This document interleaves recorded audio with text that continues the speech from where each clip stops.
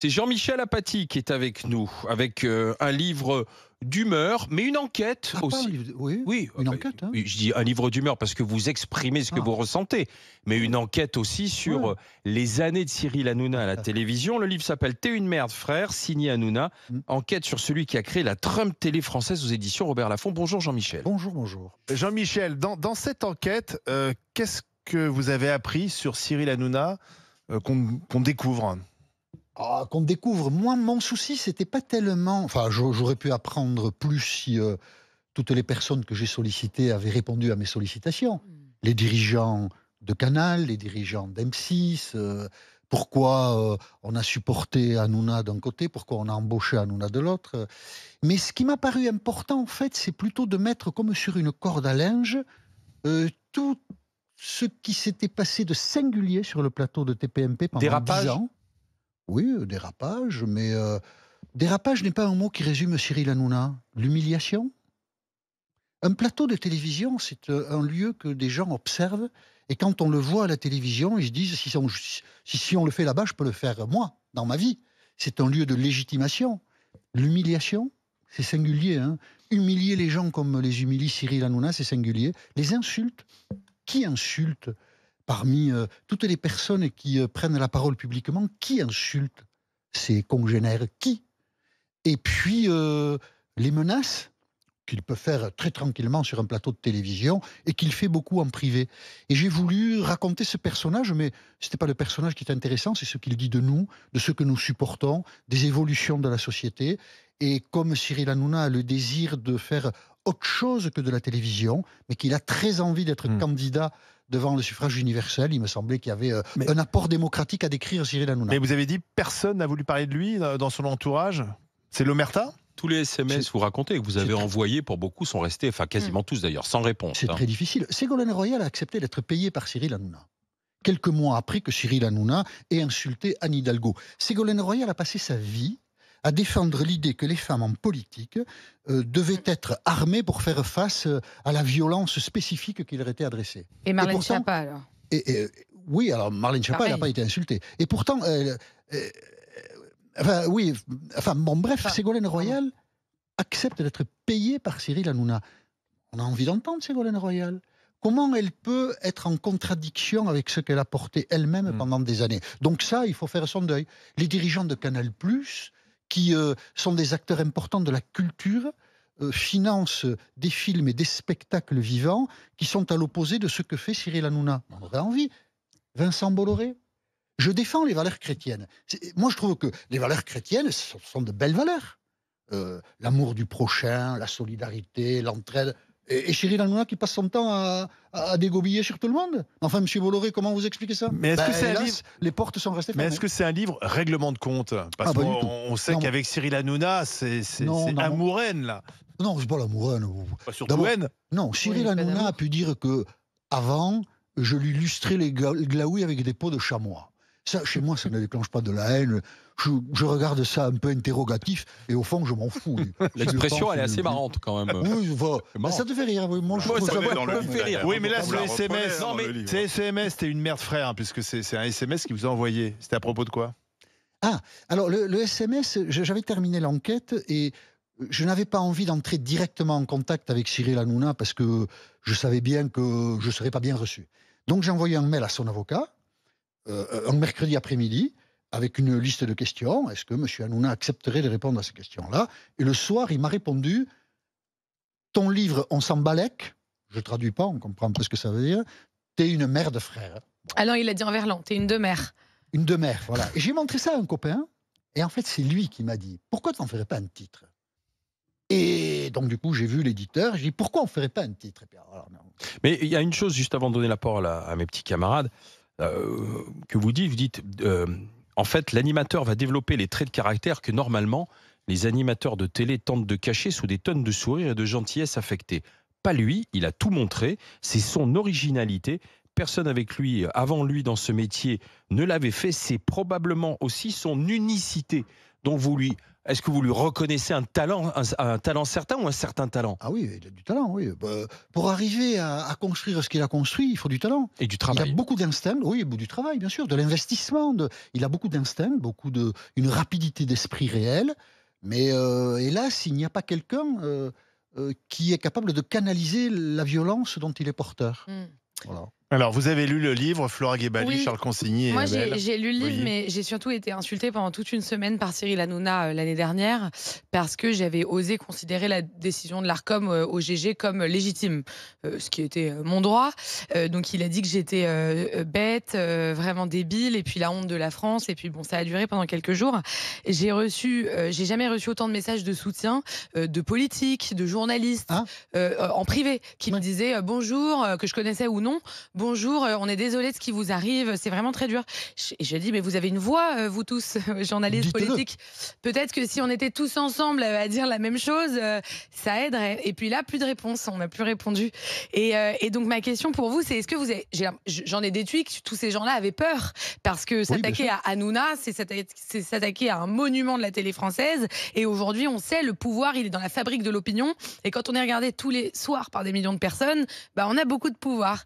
Donc ma question pour vous, c'est est-ce que vous avez eu peur en faisant ce livre et est-ce que vous comprenez cette peur qui fait cette omerta dont on parlait à l'instant? Non, je me demande, enfin, de quoi ont peur les gens? Qu'est-ce qu'il va leur faire? Bah, les insulter tous les soirs, c'est pas très agréable. Parce que derrière, il y a les réseaux sociaux aussi. Non, c'est pas agréable. Je raconte d'ailleurs la mésaventure psychologique, si je peux l'appeler comme ça, d'une chercheuse du CNRS, Claire Secaille, qui a étudié le contenu des émissions de TPMP, qui en fait un compte rendu à sa manière, universitaire, et elle voit comme critique son visage affiché derrière Cyril Hanouna. Et Cyril Hanouna a dit une phrase qui l'a beaucoup marqué, qui l'a déstabilisé. Au CNRS, tout le monde a honte d'elle, personne ne veut travailler avec elle. Il ne sait même pas ce que c'est le CNRS. Mais il balance comme ça. Et elle l'a très mal vécu. Ça l'a déstabilisé. Et quand on a le pouvoir qu'a Cyril Hanouna, un pouvoir de parole sur la place publique, on fait attention à ce qu'on dit. Mais de quoi les gens ont-ils peur exactement? Qu'est-ce qu'il va faire? À moi, qu'est-ce qu'il va me faire? Il va me faire quoi? Il va me dire, il a déjà dit que j'étais trop vieux, trop con et trop moche pour faire de la télévision. Bon, qu'est-ce qu'il va dire de plus? Bon, voilà. Donc, pourquoi est-ce que les gens ont peur? J'ai trouvé aussi que beaucoup de gens avaient honte d'avoir travaillé avec lui. Alors, ils ne le disent pas forcément comme ça, mais ils ont des réticences à parler du travail commun parce qu'ils n'assument pas le résultat du travail commun. C'est triste, je trouve. Charles Consigny. Alors, j'allais un peu à reculons vers ce livre, cher Jean-Michel Apathy. D'abord parce que moi, j'aime beaucoup Hanouna. Je trouve qu'il a beaucoup de talent et j'avoue que cette télé un peu nitroglycérine, un peu sans foi ni loi, ne me déplaît pas. Je pense que ça fait partie de ce média, de ce métier. Et donc, je n'ai jamais été particulièrement choqué par les vulgarités qui pouvaient se dérouler sur le plateau de TPMP. Et je pense aussi que Hanouna est capable du pire comme du meilleur. Mais ça, je crois que vous êtes d'accord. Et notamment son émission qu'il avait faite pendant la présidentielle, Face à Baba, qui était une émission étonnante quand même. Qui avait participé d'ailleurs. Rien que le nom, dans laquelle j'étais allé débattre avec Mélenchon et avec Marine Le Pen. C'était une émission très étonnante, rose fluo, avec des strass, des spots. Enfin, c'était étonnant pour la politique, mais c'était pas con, puisque ça consistait à confronter des politiques à des contradicteurs, mais aussi à des soutiens. Bref, c'était intéressant et je trouvais qu'il avait bien mené ça. Mais je suis d'accord avec vous qu'il y a un certain nombre de débordements. J'y allais aussi un peu à reculons parce que j'avoue que vous m'agacez assez souvent, notamment sur Twitter avec votre étonnant nom qui a le don de m'exaspérer. Et je suis désolé. Hein. Vous aviez fait un tweet contre ma modeste personne, mais je ne sais plus ce que c'était. Donc pourquoi j'ai oublié. Ça m'a pas blessé. Voilà, ça m'a pas blessé parce que je ne m'en souviens plus et je ne l'ai pas retrouvé. Bon. C'est bien. Mais j'ai trouvé donc ce livre assez intéressant, je dois dire. Je trouve qu'on apprend certaines choses. Je crains quand même qu'il n'intervienne un tout petit peu tard. Alors je comprends la corde à linge, etc., le fait de faire une espèce de retour sur un phénomène qui, somme toute, n'existe plus, parce que maintenant, c'est une autre chaîne, etc. Bon, enfin, disons que c'est différent. Je pense que c'est intéressant et je pense que, d'abord, honnêtement, je trouve que c'est assez bien écrit. Bien c'est bien écrit. Assez bien. Est-ce que pour autant, ça valait la peine de fermer une chaîne? Parce que c'était Cyril Hanouna qu'il fallait sanctionner, à la limite, de la part de l'ARCOM, mais pour autant fermer une chaîne. J'ai pas une opinion extrêmement définitive. Quand on regarde la décision de l'ARCOM dit les débordements de Cyril Hanouna sont un problème, l'irrespect du cahier des charges en termes de production est un problème, et parce qu'on dit que Cyril Hanouna c'est des audiences et donc de l'argent, les déficits chroniques de C8 sont un problème. 700 millions d'euros en 10 ans. Donc projet non viable qui ne respecte pas le cahier des charges et qui par son animateur... La plupart des chaînes de la TNT perdent de l'argent. C'est un argument qui est... Moi, je ne veux pas défendre, mais ça ne m'a pas semblé aberrant que ça soit fermé. Après, ça n'aurait pas été fermé. Vous dites Cyril Hanouna, oui, je vous en prie. Mais je le mets dans le livre. L'angle d'attaque de ceux qui ont contesté la fermeture de C8, c'est la liberté d'expression. C'est une forme de totalitarisme qui s'installe. Je cite notamment Laurent Wauquiez qui, avec les excès qui lui sont coutumiers, mène là un combat qui ne me semble pas juste. Abel Boilly. Alors, pour corroborer ce qui vient d'être dit, le livre est assez intéressant parce qu'en plus, il est très accessible. Et j'aimerais soulever 2-3 points et vous poser 2 questions très cash parce que je sais que vous n'avez pas votre langue dans votre poche.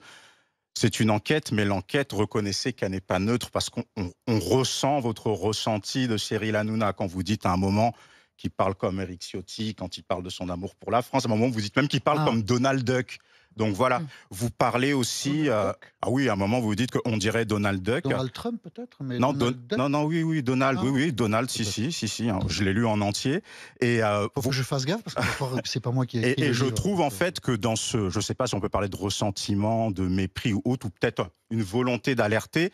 Il y a quelques points en fait qui vous rabaissent un petit peu. Quand vous parlez de ses études et que vous dites qu'il a eu son bac au bout de la 2e fois seulement, puis ensuite, il a eu un DUG, un bac+2, et qui s'est ennuyé, il a arrêté, et vous dites que le constat est médiocre. Si on n'est pas au courant en fait de ce qui se passe pour Cyril Hanouna, si je suis un bac+2, je peux me dire que c'est un petit peu dur comme jugement. Donc voilà, vous parlez ensuite, et c'est la chose qui m'a le plus interpellé, du rapport qu'il a au corps de ceux qui travaillent avec lui. C'est-à-dire que quand on travaille avec Cyril Hanouna, on ne s'appartient plus. Et c'est intéressant, même les mots que vous utilisez, vous parlez du rapport au corps et ensuite du rapport au vivant. Et je vais donner juste 2 exemples. Le touriste qu'il a poussé dans l'eau à Venise, le souffle dans l'arrière d'un chien, ce qu'il a fait à Jordan Deluxe. Et moi, je lis le bouquin et je me dis, mince, on risque d'arriver à une agression sexuelle à ce rythme-là. Et puis il y a le cas Capucine Anave que vous parlez, vous prenez même un témoin, une psychothérapeute si je ne me trompe pas, pour analyser en fait les faits. Donc je me suis dit, qu'est-ce qu'il y a entre vous et Cyril Hanouna? Et à la fin, on arrive juste avant la conclusion où vous expliquez que vous êtes déjà allé à TPMP et que vous n'aviez pas de froid avec Cyril Hanouna, que dans les couloirs d'RTL, vous vous êtes rencontrés et que les rapports étaient bonjour, au revoir. Et puis vous expliquez en fait ce qui vous a poussé à écrire le livre, c'est-à-dire donc suite à la mort de Lola, effectivement, donc la réaction qu'il a eue à TPMP, où il a semblé mettre de côté l'état de droit. Et je me suis dit quelque part tout ça pour ça, parce que lorsque Lola est morte, en fait, on était beaucoup à avoir la même réaction, que c'est pas possible, qu'il faut que les choses aillent vite, et c'était pas forcément mettre l'état de droit. Donc, quelles sont mes 2 questions? 1, pourquoi avez-vous... Ça n'arrivera jamais. Fallait mettre le bruitage du tunnel. Bah oui, il aurait pu se prendre un petit tunnel, là. Pourquoi avez-vous écrit le livre? Est-ce que vous êtes un lanceur d'alerte, donc Cyril Hanouna nuit à la société française? Et 2e question, pour le cas de Capucine Anave, très cash, est-ce que Cyril Hanouna est un agresseur sexuel, oui ou non? Pourquoi est-ce que j'ai écrit le livre? Parce que je pense que nous avons vu ailleurs, notamment aux États-Unis, que des gens pouvaient faire passer le capital qu'ils ont à la télé sur la scène politique. Comme Cyril Hanouna a dit, c'est un constat, qu'il souhaitait être candidat devant le suffrage universel, il le dit depuis longtemps. Depuis, il a un peu démenti quand même. Hein. Alors, il a démenti de l'être là tout de suite, mais déjà, en 2017, quand René Chiche publie son livre, il y a déjà l'hypothèse qu'il puisse faire de la politique. En fait, c'est une idée qu'il a depuis longtemps en tête. Et pourquoi pas, il a le droit, un citoyen qui a le droit de le faire, mais à ce moment-là, il y a une légitimité pour enquêter sur Cyril Hanouna. Comment il parle, ce qu'il est, quelle valeur il promeut. Son populisme mérite d'être disséqué parce que c'est du populisme. Et donc, fondamentalement, c'est pour ça que j'ai écrit le livre. Il n'y a pas de ressentiment personnel pour répondre rapidement à votre question. Et si je cite Éric Ciotti, c'est parce que j'aime bien me moquer d'Éric Ciotti. Là, c'était une balle perdue pour Eric Ciotti. Ça n'a rien à voir avec, Pour le bac plus deux. avec Cyril Hanouna. Est-ce que c'est un agresseur sexuel? Écoutez, la scène sur Capucine Nave, qui est enregistrée... Il faut rappeler, hein, parce que Alors, peut-être tout le monde n'a pas vu. Hein. Il joue avec une fille qui s'appelle Capucine Nave. Touche-moi des parties du corps, qu'est-ce que c'est? Elle a les yeux fermés, bon voilà. Et puis il lui met sa main sur son sexe. La main de Capucine Nave sur son sexe. C'est une scène qui a beaucoup choqué parce qu'elle est emblématique d'abord de ce que les hommes peuvent faire parfois avec des femmes, cette espèce de sentiment que ce sont des jouets sexuels. C'est une scène concernant Cyril Hanouna que l'on retrouve à d'autres moments de sa vie professionnelle. Je cite ce qu'il fait faire dans la rue à des femmes. Enfin, c'est quelque chose Elle était consentante, Capucine Nave? Non. Non. Bah, elle avait les yeux bandés. Elle n'était pas consentante, elle avait... Enfin, mais... puis il y a eu beaucoup devant l'Arcom, devant le Conseil d'État, devant la Cour européenne des droits de l'homme.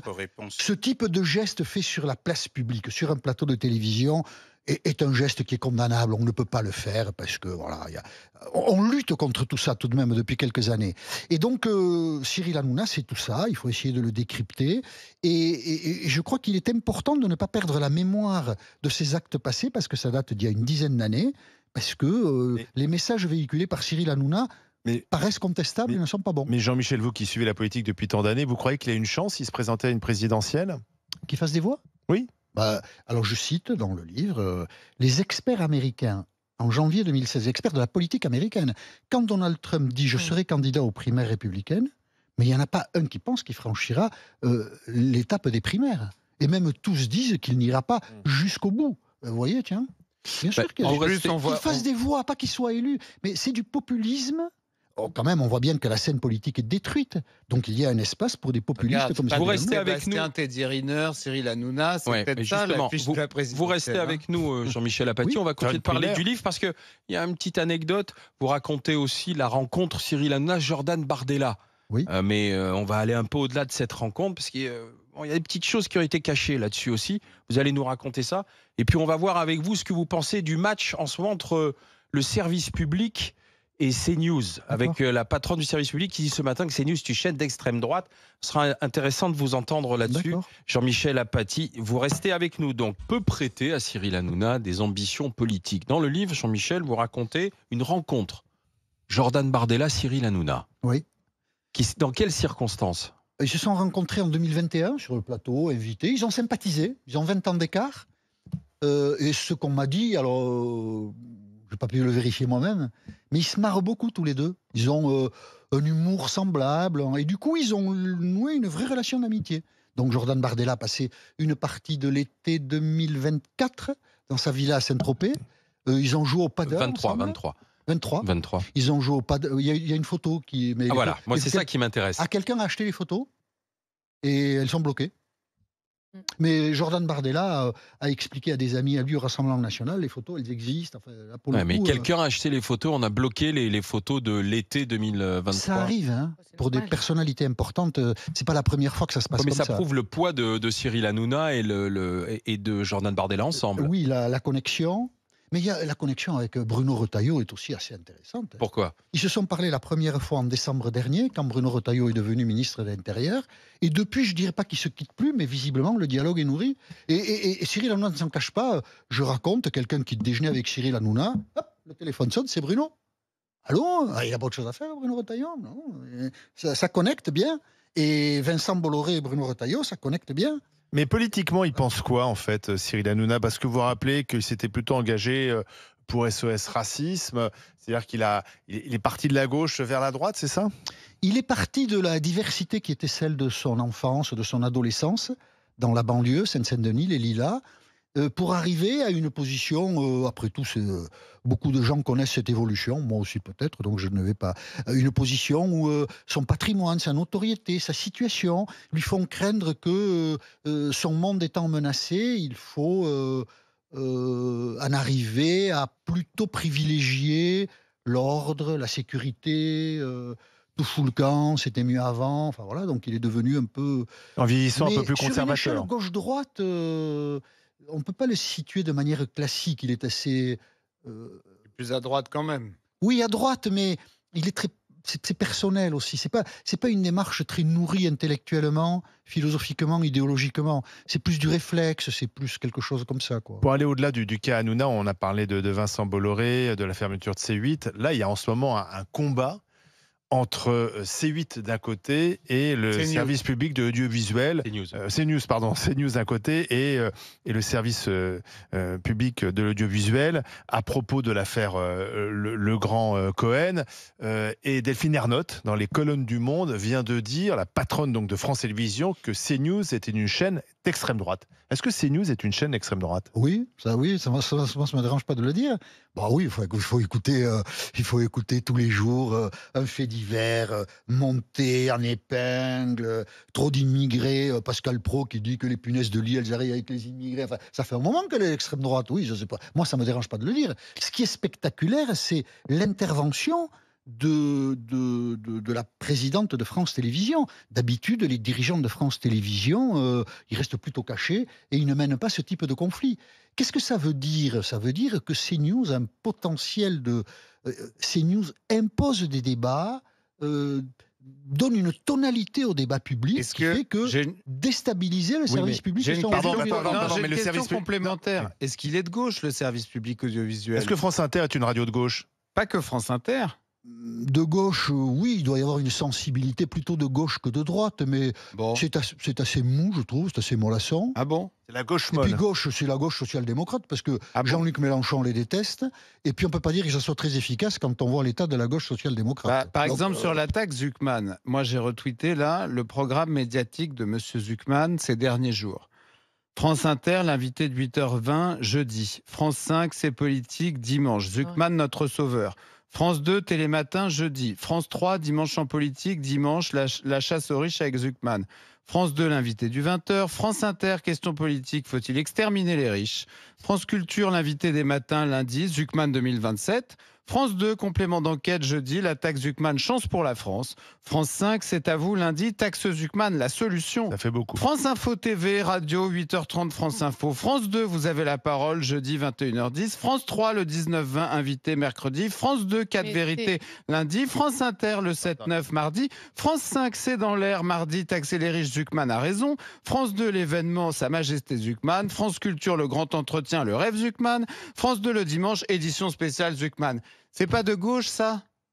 Ça vient d'où d'ailleurs, ça? Non, c'est tweeté, c'est les milléistes français qui ont oui, et ben c'est faux, parce que ça cite pas que les endroits où il est invité, ça cite aussi les endroits où on a parlé de lui. Et oui, hier matin au GG sur RMC, on a aussi parlé de lui. Donc ça devrait être sur la liste. Mais pas dans les mêmes termes. Là, c'est que des éloges de la taxe Zucman. Enfin, moi, la taxe Zucman, je trouve que c'est une grosse connerie. Donc voilà, qu'au moins il n'y ait pas cet équivoque entre vous et moi. Zucman les médias consomment des gens nouveaux, des débats nouveaux. Donc Zucman, il est invité partout. Oui, mais c'est pas social-démocrate, c'est ça que je veux dire. On joue beaucoup avec lui. Ça veut pas... Les gens qui invitent Zucman, ça ne veut pas dire qu'ils partagent ses idées ou qu'ils sont de gauche. Pour faire l'audience. Et puis, la deuxième chose, c'est qu'il faut voir, aujourd'hui, même le Rassemblement national, même la droite, oui, il faut taxer les riches. Voilà, c'est dans l'air du temps, donc Zucman est porteur de ça. Ça ne dit pas quelque chose de l'engagement. Vous dites, oui, mais c'est du service public. Oui, mais attendez, Jean-Michel, si on dit que le service public est de gauche, bon. Non, mais c'est pas ça. Moi, je travaille pas en service public. Non, mais Jean-Michel, vous dites CNews, l'influence de CNews. Bon, CNews, c'est une chaîne qui fait, certes, des bonnes audiences, mais qui fait 4,5 de PDA. Ils ont de à côté, le service public, c'est 7 radios et 5 chaînes de télé. Et l'argent du service public, c'est beaucoup plus que l'argent du privé dans l'audiovisuel. Oui, c'est 4 milliards. TF1 n'a pas 4 milliards, ni M6, ni nous dans ce groupe. Et 10 000 salariés. Hein. Donc on compare deux choses peut-être un peu... Dans ce match, on a l'impression que c'est la même chose. Mais le service public est plus présent en termes d'audience et de moyens. On parle de l'influence intellectuelle. Aujourd'hui, CNews a une vraie influence intellectuelle. Mais le service public aussi. C'est ce qui est intéressant. D'accord, mais le service public Jean-Michel, ce qui est intéressant. Sinon, Delphine Ernotte n'aurait pas fait l'interview qu'elle a faite. Oui, mais défend. Oui, mais parce qu'elle a ses syndicats. Reconnaissez quand même, Jean-Michel Apathy, de la même manière que vous n'avez pas de problème à dire que CNews est une chaîne d'extrême droite qui a de l'influence, c'est ça votre opinion sur le sujet. Reconnaissez que le service public audiovisuel est une chaîne de gauche qui a beaucoup d'influence. De gauche molle, qui irrigue de gauche inefficace. Oui, mais regardez la promo à Zucman. De gauche quand même. Oui, si vous voulez. L'affaire Cohen-Legrand, parce que vous avez réagi sur les réseaux sociaux, donc on accuse nos confrères Thomas Legrand, Patrick Cohen de complaisance, plus encore de participer à des discussions de stratégie politique avec des responsables. Là, c'est des responsables socialistes. Ça serait la preuve justement que les journalistes politiques de France Inter et du France Télévisions sont de gauche et influencent. Qu'est-ce que vous en pensez? J'ai trouvé, je l'ai écrit, que ce que l'on voyait, alors on en voit un petit bout, hein, mais ce que l'on voyait semblait suggérer que le journaliste n'était pas à bonne distance des deux hommes politiques. Oui, quand on entend la phrase de Thomas Legrand concernant Rachida Dati, on se dit que là, on n'est pas tout à fait dans le journalisme. Donc j'ai trouvé que cette vidéo dégageait un certain malaise. Est-ce que ça abîme le métier de journaliste politique, vous Non. qui l'exercez? Oh, c'est le métier de journaliste. Non, vous savez très bien, oui, bah les journalistes politiques, ils sont copains comme cochons avec les politiques. C'est de tout temps. Enfin, moi, je me souviens à la période de Sarkozy. On a accusé les journalistes d'être des sarkozystes. C'était dégueulasse. On faisait l'élection de Sarkozy. Le seul qui n'y croyait pas, c'était Nicolas Sarkozy. Donc, si vous voulez, c'est un procès permanent qui est fait aux journalistes politiques. C'est dur de trouver la bonne distance avec les responsables politiques. C'est très dur. Si vous voulez des infos, vous êtes obligé d'être un peu copain quand même. Et si vous n'avez pas d'infos et si vos copains en ont, vos patrons vous disent qu'est-ce que tu fous. Donc, c'est très dur, mais voilà. Après. Et chez Quotidien, c'est la bien-pensance, c'est le camp du bien, Quotidien. Alors, chez Quotidien, je vais vous en parler de manière objective. Les gens qui font cette émission, je pense à Laurent Bon qui dirige la boîte. Barthès présente, incarne, et Bon dirige. Laurent Bon, il est génial. Formidable. J'adore travailler avec lui. Voilà. Et je trouve que c'est une très belle émission. Est-ce qu'elle est bien pensante? Sans doute. J'adore être bien pensant. Je m'en fous complètement. Après, en même temps, vous savez, quand je tiens des discours, j'en parlais tout à l'heure avec notre ami qui est là, sur l'Algérie ou d'autres sujets, on n'est pas toujours bien pensant non plus. Hein. Donc voilà, c'est...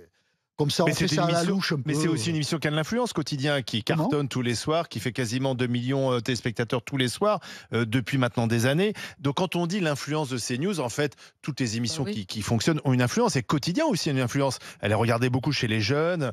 Et c'est pas grave, en fait. Je pense, Olivier, que CNews, avec une audience modeste, des moyens modestes, a aujourd'hui, parce que ça correspond à l'état de la société, une influence très importante. Oui, mais vous inversez pas le truc, justement. Oui, c'est parce que l'état de la société aujourd'hui est comme ça, et finalement, les gens ont trouvé une chaîne qui leur correspondait. Enfin, une chaîne de droite, il faut plutôt alors que j'avais que des chaînes de gauche. Ils captent quelque chose, un air du temps, et ils arrivent à le faire parce que les sujets qu'ils privilégient, systématiquement, aggrave, aiguise, révèle une inquiétude, des peurs, voilà. C'est un peu la chaîne qui était là. C'est un peu la chaîne de la trouille. Qui était là, qui existait. Mais si les responsables publics ne tempèrent pas, donc on va très vite à la catastrophe. Pourquoi vous dites il faut que les responsables publics tempèrent? Moi, j'ai discuté avec beaucoup de ministres de l'Intérieur. Oui, je vais vous dire.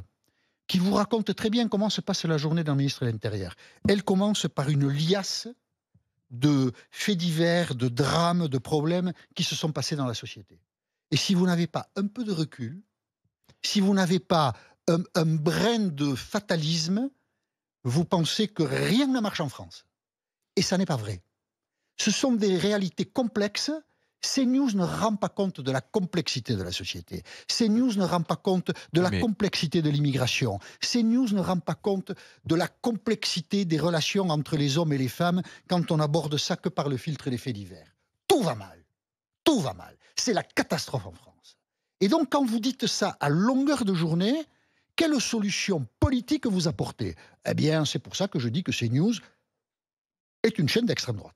On peut terminer simplement, parce que comme on a Jean-Michel qui connaît quand même très très bien la vie politique, quelle est l'espérance de vie selon vous de Sébastien Lecornu à Matignon? 2 mois. 2 mois. Et d'Emmanuel Macron? Si il y a 2 mois d'espérance de vie pour Emmanuel Macron, pour Sébastien Lecornu, c'est-à-dire s'il n'arrive pas à faire voter de budget et s'il y a une motion de censure, je pense que le dernier service qu'Emmanuel Macron rendra à la France, c'est de démissionner pour qu'il y ait une élection présidentielle le plus tôt possible, afin qu'on puisse avoir un président de la République qui réclamera aux Français, quel qu'il soit, qui réclamera aux Français une majorité à l'Assemblée nationale pour appliquer son programme. Parce que si Emmanuel Macron dissout l'Assemblée après une éventuelle censure de Sébastien Lecornu, nous repartons dans une situation où, sans majorité, il n'y a pas d'action à l'Assemblée nationale, il n'y a pas d'action politique en France. Le dernier service que peut rendre aujourd'hui Emmanuel Macron, si Sébastien Lecornu est censuré, c'est de démission. Merci Jean-Michel Apathy de passer par les GG. T'es une merde, frère, signé Hanouna. Enquête sur celui qui a créé la Trump Télé à la française aux éditions Robert Laffont. Merci à vous. Suite